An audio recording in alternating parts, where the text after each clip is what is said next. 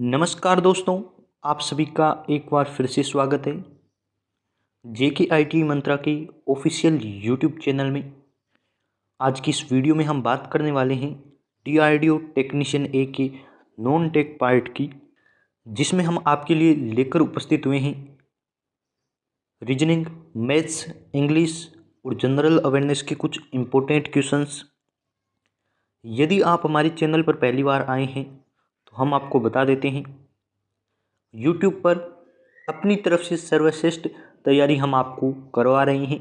आप हमारे चैनल के होम पेज पर जाइए और वहाँ प्लेलिस्ट के ऑप्शन में जाकर डीआरडीओ की प्लेलिस्ट पर एक बार विजिट कर लीजिए। आई होप आपको कंटेंट पसंद आएगा और चैनल को सब्सक्राइब भी करेंगे।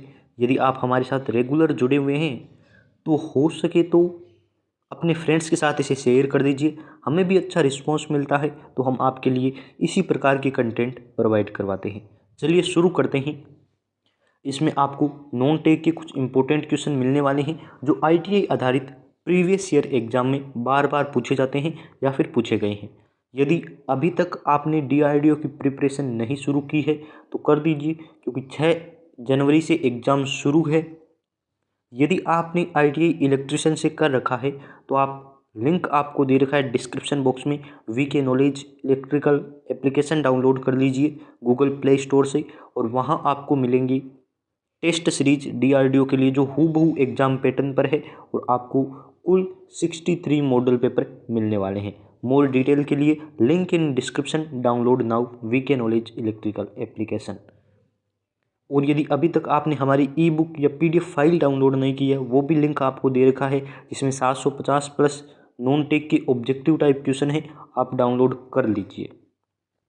चलिए, आपकी स्क्रीन पर पहला क्वेश्चन है, रीजनिंग का क्वेश्चन है। क्वेश्चन कह रहे गए दी गई श्रृंखला में अगली संख्या क्या होगी। तो अगली संख्या पूछी है और नंबर सीरीज का क्वेश्चन है, हर बार पूछा जाता है, आपके भी आ सकता है। 1, 2, 4, 7, 13, 24, 44 सीरीज दे रखी है। सबसे हार्ड लेवल का या मॉडरेट लेवल का क्वेश्चन है। ऐसे क्वेश्चन आई होप आपने पहली बार देखे हैं। पहला है आपकी 1, 2, 4, 7। तो आपको पहले ये देखना है किस नंबर से बढ़ रही है।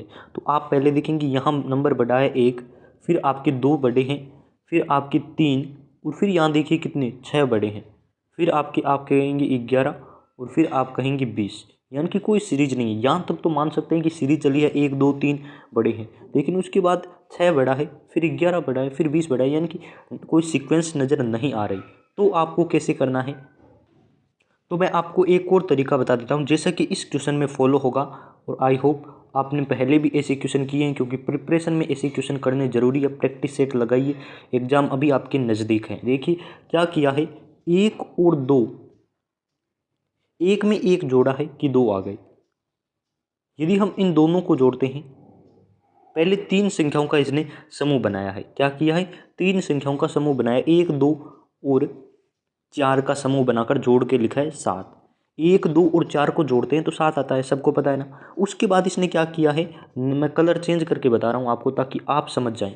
2, 4 और 7 को जोड़ा है, यानी कि अगली एक संख्या को छोड़ दिया, उसके बाद 3 संख्या है ना उनको जोड़ा है, 2, 4 और 7। तो 7 और 4 11, 11 और 2 13, तो 13 लिखा है। फिर देखिए उसने 1, 2 को छोड़ दिया। अब मैं फिर से कलर चेंज कर रहा हूँ। फिर उसने 2 को छोड़ दिया, अब इन 3 को जोड़ा है, 2, 7 और 13 को, यानी कि ये आपके हो गई 24। फिर ये अब क्या करेगा पता है आपको, 4 को छोड़ देगा। अब जोड़ेगा ये 7, 13 और 24 को, 7, 13 और 24 को जोड़िए, 20, 4, 24 और 4, 20 आपके 44, 44 हो गए ना। अब देखिए क्या करना है आपको, अब 7 तक ऐड हो गई, तो अब आपको इन 3 को ऐड करना है। 3 3 का ग्रुप चल रहा है, अब आपको इन 3 को ऐड करना है, तो जो लिखना है 13, 24 और 44 को ऐड करना है। तो 4 4 8, 8 और 3 11 का 1, आपके 1 हासिल, 6 1 7 और 1 8, 81 आपका आंसर होगा। आई होप अच्छे से आप समझ गए होंगे, ये वाला आंसर है। आप एक बार फिर से प्रैक्टिस कर लीजिए, क्वेश्चन आपका हल हो जाएगा। चलिए नेक्स्ट क्वेश्चन की ओर बढ़ते हैं। नेक्स्ट क्वेश्चन आपका है कि यदि फादर को इस प्रकार से लिखा है तो सिस्टर को कैसे लिखेंगे। तो देखिए क्या किया है फादर में इसने, वही हम सिस्टर में कर देंगे और हमारा आंसर आ जाएगा। फादर की स्पेलिंग लिख लीजिए, जैसी इसने लिखी है वो वाली लिखनी है। हो सकता है आपके एग्जाम में अलग स्पेलिंग हो, जैसे मदर की स्पेलिंग होती है वो चेंज करके दे दे, तो आपको ध्यान रखना है। अब देखिए इसने लिखा है FBTIES, तो एफ का तो इसने एफ ही रखा है, लेकिन ए का आगे बढ़ा दिया बी लिखा है, यानी कि ए न लिखकर ए की जगह बी लिखा है। टी का तो टी सेम रखा है, लेकिन एच की जगह एच के बाद वाला अंग्रेजी अल्फ़ाबेट में एच के बाद वाला आई लिखा है। ई का सेम लिखा है और आर का अगला लिखा है, यानी कि एक लेटर सेम लिख रहा है और एक लेटर वो अगले वाला लिख रहा है ना, समझ गई ना। तो यही आपको सिस्टर में करना है। सिस्टर में क्या करेंगे, सिस्टर की स्पेलिंग लिख लीजिए ये लो। उसके बाद आपको करना है एस तो एस लिखना है, यानी कि पहला अक्षर इसने भी सेम लिखा है, हम भी सेम लिखेंगे। आई के बाद वाला लिख दीजिए, आई के बाद होता है जे। एस का है सेम लिखेंगे क्योंकि तीसरा नंबर सेम लिखना है। टी, टी के बाद वाला लिख दीजिए यू, और ई आपको सेम रखना है। आर के बाद वाला लिख दीजिए एस। तो एस जे एस किस में दे रखा है, तो आप कहेंगे एस जे S UES option number D में दे रखा है, वही आपका आंसर हो जाएगा। आई होप यहाँ भी आपको अच्छे से समझ आ गया होगा। ऑप्शन नंबर डी आपका सही आंसर है।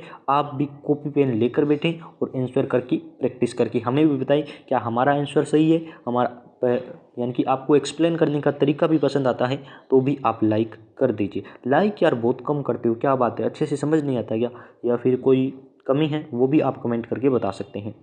दिए गए विकल्पों में से संबंधित संख्या को चुनिए। संबंधित संख्या चुनिए विकल्प में से।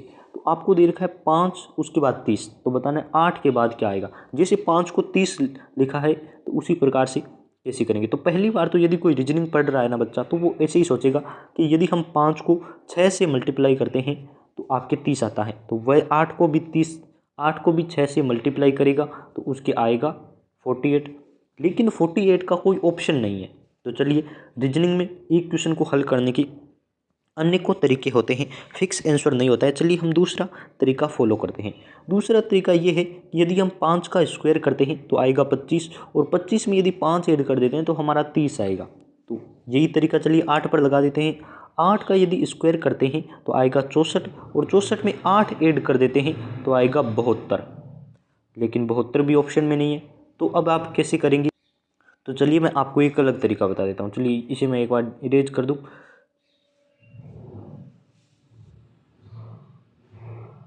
चलिए आपको तरीका बताऊँ। 5 का स्क्वायर करेंगे और उसमें 5 ऐड करेंगे तब तो 30 आएगा।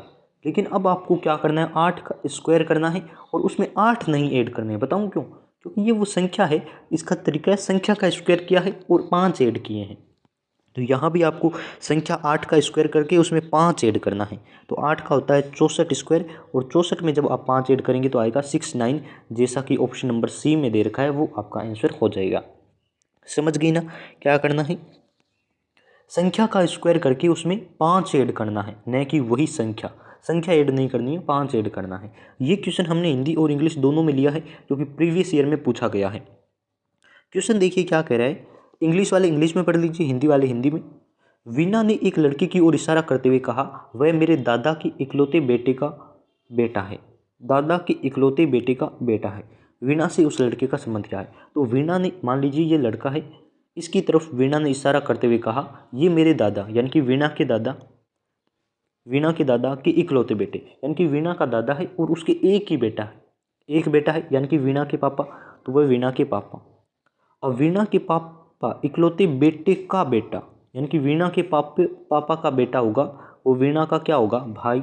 ऑप्शन नंबर बी सही, इजी है। ऐसे क्वेश्चन रीजनिंग में आते हैं। ये प्रीवियस ईयर का पेपर है, अभी रिसेंटली जो पेपर हुआ था उसकी है शायद MPTO UP विनल, इतने के पेपर होंगे। वीणा के दादा के बेटे यानी कि वीणा के पापा इकलौते बेटे, यानी कि एक ही बेटे हैं, पापा का लड़का उसका भाई हो गया, है ना। ऐसे ही क्वेश्चन पूछे जाते हैं। अब देखिए और आगे क्या क्वेश्चन है, जैसे नंबर सिस्टम में आपको ये सीरीज पूछी है, तो 1/9 को इसने लिखा है 1/81, तो आप 1/13 को क्या लिखेंगे। तो देखिए एक तो एक सेम रखा है और चारों ऑप्शन में ऊपर एक तो सेम दे रखा है, लेकिन यहाँ इसने किया 9 का स्क्वायर, तो हम कर देंगे 13 का स्क्वायर, और 13 का स्क्वायर होता है 169, जैसा कि ऑप्शन नंबर बी में दे रखा है। 9 का स्क्वायर 81 किया है, 13 का स्क्वायर कर देंगे। इजीली क्वेश्चन, बहुत ही सिंपल क्वेश्चन है। आई होप सभी कर जाएंगे, छोटे मोटे यदि किसी ने रीजनिंग पढ़ रखी है तो वो क्वेश्चन कर जाएगा। अगला क्वेश्चन है, निम्न में से दिए गए विकल्पों से संबंधित संख्या का चयन करें। संख्या देखिए क्या दे रखी है, 64, फिर दे रखा है 144। तो आपको 56 के बाद क्या आएगा, 256 के बाद क्या आएगा वो बताना है। 64 आपको पता है 8 का स्क्वायर होता है और 144 12 का स्क्वायर होता है, यानी कि इसने 8 का स्क्वायर किया है, फिर 4 संख्या छोड़ के 8 के बाद 9 10 11 3 संख्या छोड़ के चौथी संख्या है ना उसका स्क्वायर किया, यानी कि 12 का स्क्वायर किया है। यहाँ आपको दे रखा है क्वेश्चन में, इसे इरेज करके बताऊँ क्या, आपको दे रखा है 256। 256 किसका स्क्वायर होता है, तो आप कहेंगे 16 का स्क्वायर है। तो अब आपको 16 में 4 ऐड करने हैं, 20 का स्क्वायर करना है। ये लो, इसी क्वेश्चन की तरह हमने इसे भी कर दिया। 20 का स्क्वायर होता है 400। ऑप्शन नंबर सी इसका सही आंसर है। आई होप आपको पसंद आया होगा हमारे एक्सप्लेन करने का तरीका, लाइक भी कर दिया होगा। ये आपका एक और इंग्लिश का क्वेश्चन, इंग्लिश का क्वेश्चन है, select the correct passive form for given sentence. Given sentence के लिए आपको पैसिव फॉर्म लगानी है। तो देखिए पैसिव में क्या होता है, मेन वर्ब के बाद जो होता है ना वो आपका ऑब्जेक्ट होता है, और पैसिव में सेंटेंस की शुरुआत ऑब्जेक्ट से होती है। तो आपको करनी है माई लाइफ से शुरुआत। सेव वर्ब की सेकंड फॉर्म है, थर्ड फॉर्म है। थर्ड क्यों है, क्योंकि हेज के साथ आई इसलिए थर्ड फॉर्म है। और मेन वर्ब के बाद वाला होता है आपके ऑब्जेक्ट, और पैसिव में शुरुआत होगी ऑब्जेक्ट से, माई लाइफ से शुरुआत होगी। तो आपका ऑप्शन नंबर ए सही आंसर नहीं होगा, है ना।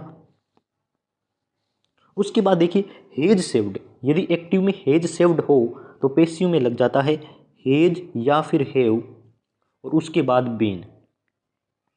एज और हेव दोनों में से एक आपकी नए सब्जेक्ट के अकॉर्डिंग लगते हैं। माई लाइफ सिंगुलर है इसलिए हेज लिखेगा, तो क्या बनेगा, माई लाइफ हेज, उसके बाद लगाना है been, my life has been, ये लो हेज बीन।